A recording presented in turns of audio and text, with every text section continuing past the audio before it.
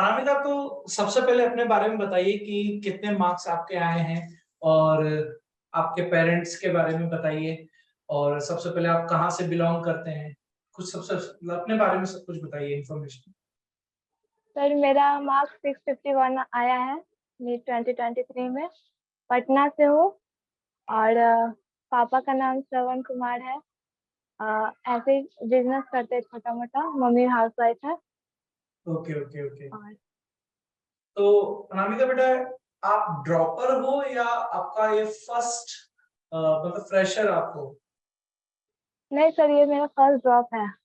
Okay first dropper okay, है। First drop में ही आपने मार्क्स इतने अच्छे लेकर आए हो। बहुत बढ़िया यस अनामिका, सर। बहुत अच्छे मार्क्स है बेटा आपके। तो थैंक यू। अनामिका, मैं आपसे ये पूछना चाह रहा था कि जब आपका ये फर्स्ट ड्रॉप है, तो सबसे पहला मेरा सवाल आपसे ये है कि क्या आपका ये जो नीट का एग्जाम है, ये बोर्ड के एग्जाम से थोड़ा डिफरेंट है या इसमें कुछ सिमिलरिटीज हैं लगी है आपको? डिफरेंट तो है, लेकिन वही है, बोर्ड में भी एनसीईआरटी पे फोकस किया जाता है और नीट में भी एनसीईआरटी से ही आता है।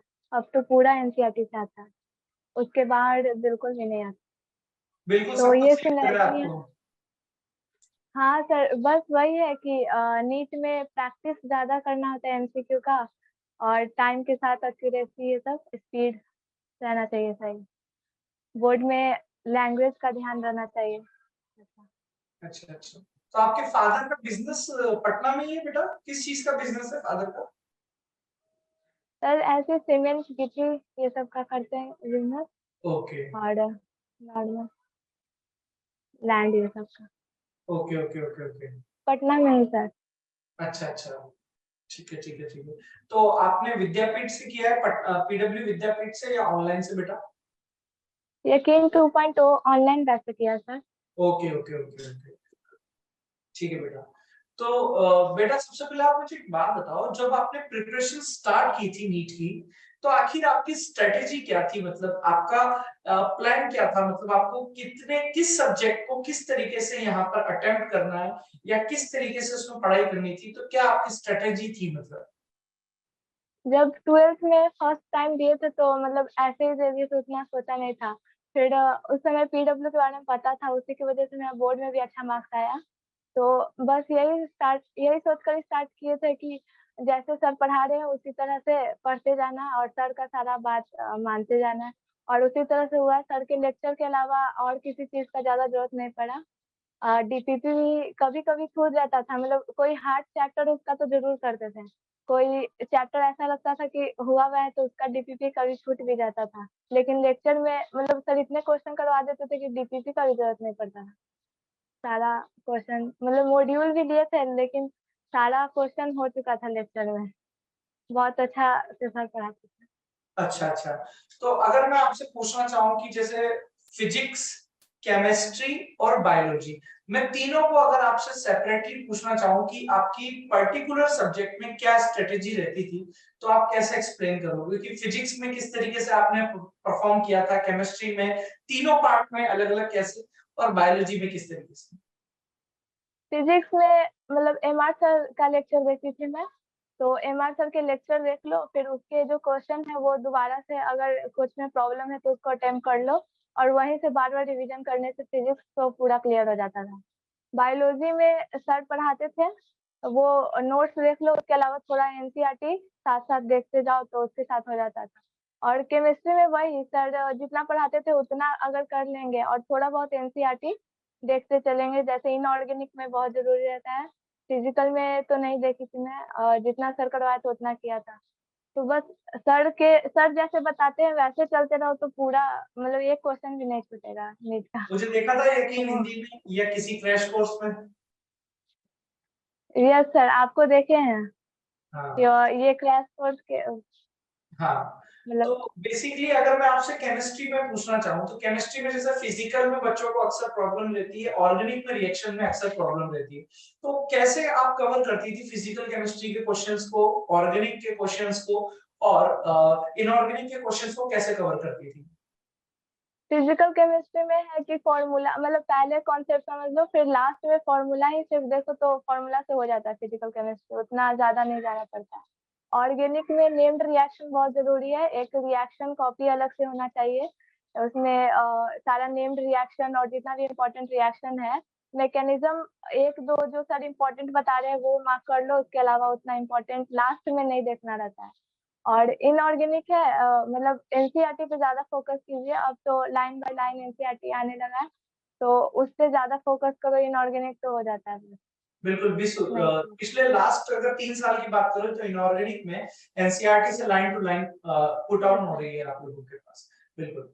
हाँ तो अगर मैं आपसे पूछूं कि बेसिकली आपका मेन सोर्स ऑफ स्टडी क्या रहता था, जैसे आपसे पूछा जाऊं कि मैं ऑनलाइन में पीडब्ल्यू को जो हम मटेरियल प्रोवाइड कराते थे, पीडब्ल्यू के अंदर जो भी टीचर्स आपको मटेरियल प्रोवाइड कराते थे वो था, या ऑफलाइन में अलग से आपने कोई सेपरेट बुक करी थी, या हम लोग जितना कराते थे क्लास के अंदर वो सफिशिएंट होता था?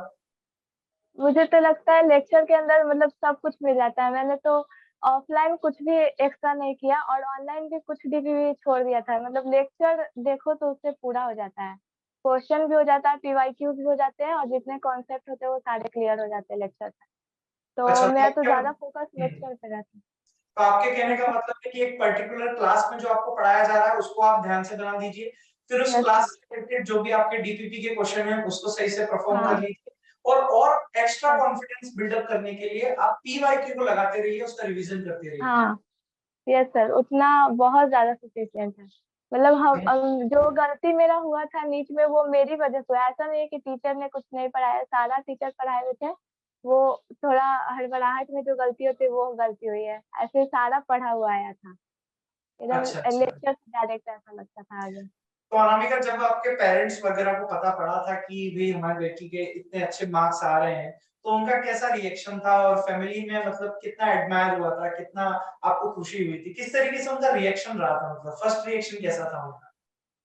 उनको तो ट्रस्ट था कि अच्छा मार्क्स आएगा, पर हम ऐसे बोले हुए थे कि 630 के आसपास आ जाएगा, तो मतलब रिजल्ट आया तो 651 आया, तो सब बहुत खुश हुए, मतलब सोचने लगे कि अच्छा कॉलेज मिलेगा ये सब, और मेरे फैमिली में पहले से कोई डॉक्टर नहीं है, तो सब और ज्यादा खुश हो गए कि पहली डॉक्टर बनेगी, और ऐसे बहुत खुश हुए सब लोग, अच्छा अच्छा। अभी तक खुश।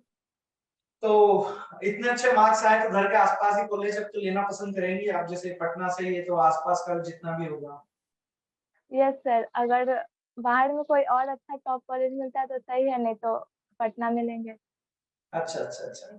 तो अनामिका बेटा, डेली का रूटीन क्या रहता था, मतलब आपका ऐसा क्या रूटीन था कि जैसे मॉर्निंग में हमने कौन सा सब्जेक्ट पढ़ा, आफ्टरनून में कौन सा सब्जेक्ट पढ़ा, इवनिंग में क्या था, तो बेसिकली तुम्हारा डेली रूटीन क्या रहता था, डेली का टाइम टेबल क्या रहता था?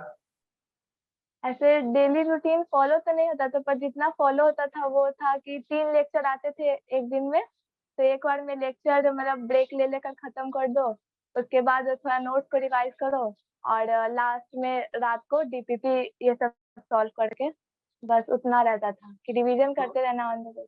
लेक्चर में कभी बैकलॉग नहीं हुआ?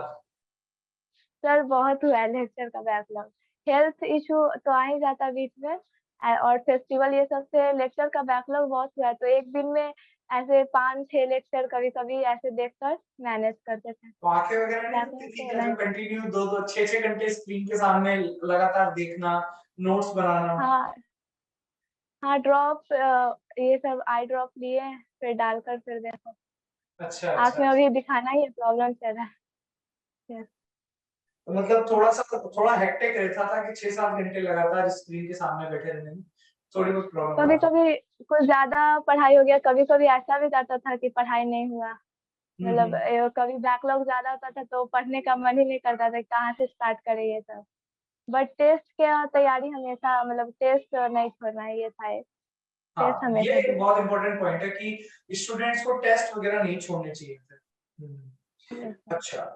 इसके अलावा अगर मैं आपसे पूछूं कि जैसे बायोलॉजी में बच्चे को अक्सर पता है कि भाई क्वेश्चन हमारी एनसीईआरटी से ही आना है, बट फिर भी बच्चा एनसीईआरटी को सीरियसली नहीं ले पाता, तो आखिर क्या वजह होती है कि बच्चे एनसीईआरटी को सीरियसली नहीं लेते? क्या लैंग्वेज उसकी टफ होती है, या ऊपर नीचे लैंग्वेज होती है, मतलब कहीं तो कहीं का टॉपिक कहीं जोड़ दिया जाता है, ऐसा कुछ? नहीं सर, एक तो पीवाईक्यू में 1-2 क्वेश्चन होते हैं जो एनसीईआरटी के बाहर से होते हैं, उससे लगता होगा बच्चों को कि बाहर से आता है, अब तो बिल्कुल भी नहीं आता। ऊपर से टीचर लेक्चर में इतना अच्छे से समझा देते हैं कि अगर उसके बाद तुरंत एनसीईआरटी पढ़ा जाए तो उसमें कोई प्रॉब्लम नहीं आता है। मतलब उसी टाइम ऐसा लेक्चर देखो और उसी टाइम जितना पढ़ा है उतने टॉपिक का पढ़ लो उसके साथ-साथ, तो सही रहता है। और फिर लेक्चर में भी ऐसा लिखवा देते कि आउट ऑफ एनसीईआरटी है, एनसीईआरटी में से है, तो ऐसे ये नोट्स से भी बहुत अच्छे से एनसीईआरटी पढ़ा जा सकता है। उस तरीके अच्छा से ही अच्छा। मैंने पढ़ा। अच्छा, इसके अलावा अगर मैं पूछूं कि जैसे अब तुमको मेडिकल कॉलेज में जाओगे तो उसके बाद तुम्हारा फ्यूचर प्लान क्या है? मतलब एमबीबीएस के बाद तो सोचा है कि भाई हम पर्टिकुलरली इसमें स्पेशलाइजेशन करेंगे या इस चीज में स्पेशलाइजेशन करेंगे या आईएएस आरएस कुछ ऐसा कुछ सोचा है या देखी जाएगी? एमबीबीएस तो करते हैं पहले सर, उसके बाद सोचेंगे कि क्या हो सकता है क्या नहीं हो वही सकता है। सर देखी जाएगी। अभी उतना पता नहीं है मुझे और कोई उतना बताने वाला भी नहीं है, तो अभी तो यूट्यूब पे ही सर्च करते हैं कि क्या करना है आगे। तो अभी एमबीबीएस करने का प्लान है बस, उसके बाद देखेंगे। बहुत सही आंसर है। मैं अक्सर देखता हूँ कि बच्चे बोल देते हैं कि हम ये सोच रहे हैं वो सोच रहे हैं, बट पर्टिकुलरली मतलब अपना प्रेजेंट देखना चाहिए, फ्यूचर की बाद में देख लेना चाहिए, मतलब अपना प्रेजेंट बेस्ट करना चाहिए। बिल्कुल सही। Yes sir. अच्छा, इसके अलावा अगर मैं आपसे पूछूं कि पीडब्ल्यू के प्लेटफॉर्म में पीडब्ल्यू के जितने भी टीचर हैं सब औसम है वैसे तो, लेकिन पीडब्ल्यू यस। के प्लेटफॉर्म में आपकी क्या हेल्प करी? मतलब आप जैसे बता रही हो कि आपने फर्स्ट ड्रॉप के अंदर ही नीट को क्रैक कर लिया है, तो भाई बहुत सारे बच्चे जो अक्सर दो दो तीन तीन ड्रॉप लेते हैं या इससे ज्यादा भी ड्रॉप लेते हैं, तो आखिर क्या बेसिक डिफरेंस होता है कि 2-3 साल में बच्चों का एक सिलेक्शन होता है और एक बच्चे का 12th के बाद ही जैसे आपका सिलेक्शन हुआ, तो क्या एक बेसिक डिफरेंस होता है इन चीज में? आखिर उनको समय आई कैसे लगता थिंक है? सर लास्ट में जो लास्ट का 1 मंथ होता है वो बहुत डिप्रेशन वाला होता है और बहुत बच्चे उसका शिकार हो जाते हैं शायद इसी की वजह से। मुझे भी ऐसा हुआ था 4-5 दिन तो मैं बिल्कुल नहीं पढ़ पाई थी। मतलब ऐसा लगता था कि अब नहीं निकलेगा, इतना सादा सिलेबस कैसे रिवाइज़ होगा। तो आई थिंक लास्ट के 1-2 मंथ जो होते हैं वही बहुत हेक्टिक होता है और उसी में लोग हार मान जाते हैं। मतलब उसमें अगर कोई आपको सपोर्ट करने वाला मिले जैसे मेरे पेरेंट्स वो कहते थे कि तुम्हारा तो निकल जाएगा, तुम बस मतलब नॉर्मल जैसे पढ़ रही हो वैसे पढ़ो। तो वैसा कोई पेरेंट्स और सिबलिंग होना चाहिए जो आपको हमेशा सपोर्ट करते रहे। तो वही लास्ट मंथ में अपना हिम्मत बनाए रखो और जितना हो रहा है बस उतना करो। मेरा भी बहुत छूट रहा था, लग रहा था कि ये भूल रहे हैं, ये भूल रहे हैं, बट एग्ज़ाम में जाने के बाद ऐसा लगता है कि मतलब लेक्चर में ये सब पढ़ाए थे। ये सब याद आने लगता है। तो उतना अगर कोई टेंशन ना लेकर लास्ट में पढ़ने लगे तो सही रहेगा। 1 मंथ में मतलब 14-15 घंटे तो लास्ट के 1 मंथ में बहुत ज़रूरी है, अच्छा, जितना रिवाइज़ कर सको। बिल्कुल सही। मतलब रिवीजन रिवीजन बहुत बहुत बड़ा इंपॉर्टेंट की रोल आपके नीट के एग्जाम में रोल प्ले कर देता है। यस सर, लास्ट अच्छा, के 1 इस मंथ में बहुत रिवीजन किया। बिल्कुल सही बात है। इसके अलावा अक्सर बच्चे बोलते रहते हैं कि सर हमको डिस्ट्रैक्शन हो जाता है, डिस्ट्रैक्शन लाइक फेसबुक हो गया, इंस्टाग्राम हो गया या और भी कोई भी दूसरी ऑनलाइन चीज है या किसी भी अदर चीज। तो वो जो डिस्ट्रैक्शन होता है उससे मतलब आपके टाइम पर कुछ डिस्ट्रैक्शन आपको भी फील हुआ या आप इन चक्करों में पढ़ी ही नहीं, सिर्फ पढ़ाई में ही लगी रही? जब ड्रॉप ली थी तो मैंने इंस्टा मतलब इंस्टा अकाउंट था लेकिन इंस्टा ऐप को ही डिलीट कर दी थी। और यूट्यूब पे थोड़ा बहुत डिस्ट्रैक्शन होता है जैसे शॉर्ट्स वगैरह आते हैं तो ज़्यादा ऐसे सब्सक्राइबर मतलब सब्सक्राइब ऐसे चैनल करो करो जो मोटिवेशन वाला हो। मैंने ज़्यादा ऐसे सब पीडब्ल्यू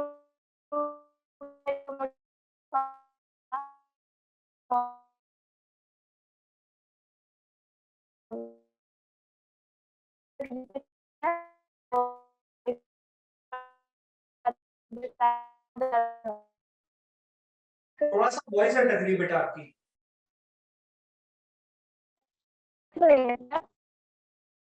आपकी शायद वॉइस अटक रही है बेटा। हेलो, हाँ, हेलो। 1 मिनट। अब आ रही है सर? हाँ, अब आ रही है बेटा। यस, दोबारा से बोले सर। नहीं नहीं, कोई दिक्कत नहीं, वॉइस आ रही है। वही डिस्ट्रैक्शन के लिए वही है कि यूट्यूब पे मतलब उसी चैनल को सब्सक्राइब करो जो आपको मोटिवेशन दे और पढ़ाई के बारे में बताए। तो ऐसा कुछ दूसरा फालतू नहीं आएगा तो कहीं दिमाग में नहीं जाएगा। वही किया था। सही बात है। तो आपके घर में आपके कोई छोटे भाई-बहन, बड़े भाई-बहन हैं? मतलब उनका क्या रिएक्शन था जब हाँ, उनको पता चला कि आपने नीट में इतना अच्छा उन स्कोर सबको किया? मतलब उन सबको ऐसा था ट्रस्ट कि आएगा इसका नीट में अच्छा। तो बस